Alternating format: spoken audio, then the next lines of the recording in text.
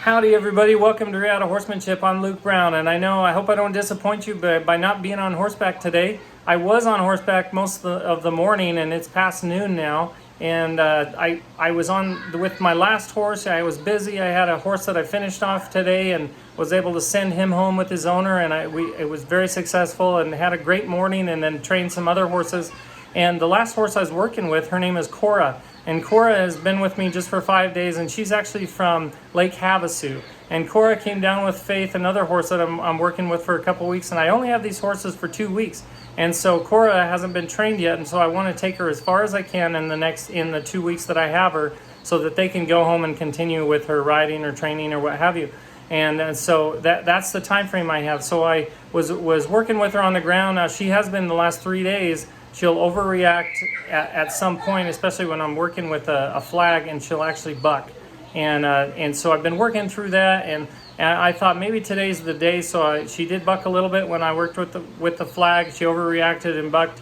She's a little reacted to the saddle. You know, she's never been saddled or anything before. Today's, I guess, the third day she was saddled.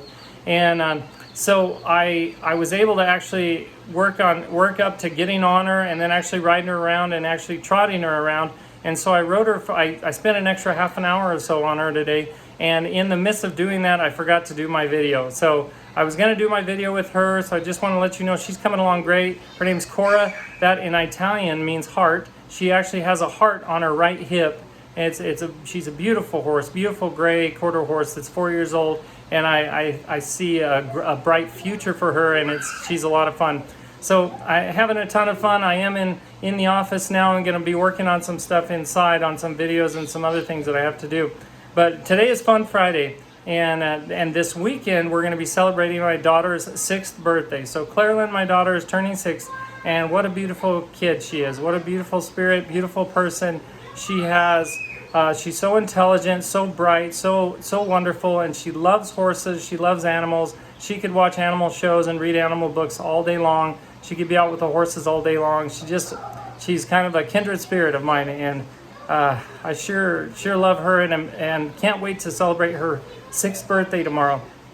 And I wanted to tell you a little joke before we go. Sorry to get a little emotional there, but so the joke is for Fun Friday. I'm going to try to be consistent in telling a joke, no matter how bad it is.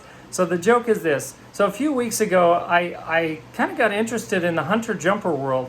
You know, I've heard that English riders have a better seat than Western riders, and so I thought, I really want to work on my seat. I want to do something in the English world, so I thought hunter-jumper would be awesome. I want to be able to jump a horse, and that just sounds so exciting, so invigorating, flying through the air on a horse. It just sounds like a lot of fun. So I looked around the valley, the East Valley, and found one of the best trainers and owners out there.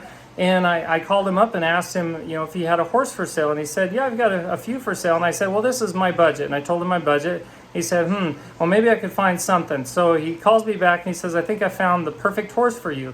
And this horse, this is a good 10-year-old gelding, and he actually can jump as high as a 10-foot fence. And I thought, oh my goodness, I've heard that the world record is somewhere around 11 feet. How could a horse jump 10 feet? A horse that he's willing to sell to me for the price that I'm willing to pay. But I thought, well, maybe he has some issues that I can work through with the Reata horsemanship training. So I went and picked up the horse and brought him back, and started working with him and doing some groundwork, and he didn't seem to have any issues. And then I started going over some poles, and I went over the first pole, and he just laying on the ground, and he tripped over it. And I thought, that's odd, why would he trip over this? He can jump as high as a 10-foot fence.